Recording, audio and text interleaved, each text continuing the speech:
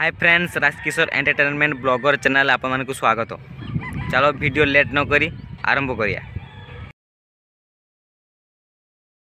Friends, mobile safety पे आम दामिका glass पकाउचु आउ पछरे दामिका बैक कवर लगाउचु। आम भावुचे आ मोबाइल हाथ रो गड़ी पड़े भी जेको न भांगू।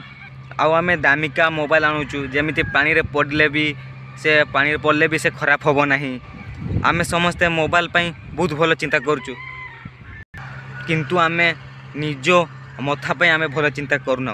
कारण आमे केतरे हेलमेट किनिबा को जाउचु, हेलमेट दुकान आमको कहूँ ये हूँ 800 टका 1000 टका 1200 टका आमको बेसी रकम लगुच। से आम कम हेलमेट आणुचु कहना 300 टका माल हो भाई।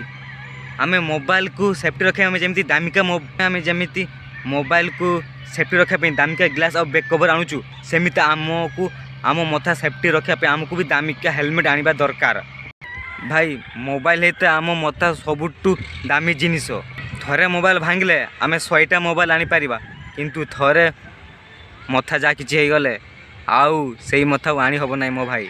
फ्रेंड्स, मोबाइल पे आम जमी दामिका ग्लास आणुचु और बैक कवर आणुचु, सेमिति आम मथा पाई आम दामिका हेलमेट ही आनिबा। दामिका हेलमेट आनिकी पिंधिकी आम बाइक चलाइबा, कारण दामिका हेलमेट बहुत स्ट्रॉन्ग। जेमिति कमा ग्लास बेसी दिन लास्टिंग हुएनी, सेमिति कमा हेलमेट बेसी दिन लास्टिंग हुएनी। से जेडी माड़ बसिबो साଙ୍ଗे साଙ୍ଗे फाटिजिवो।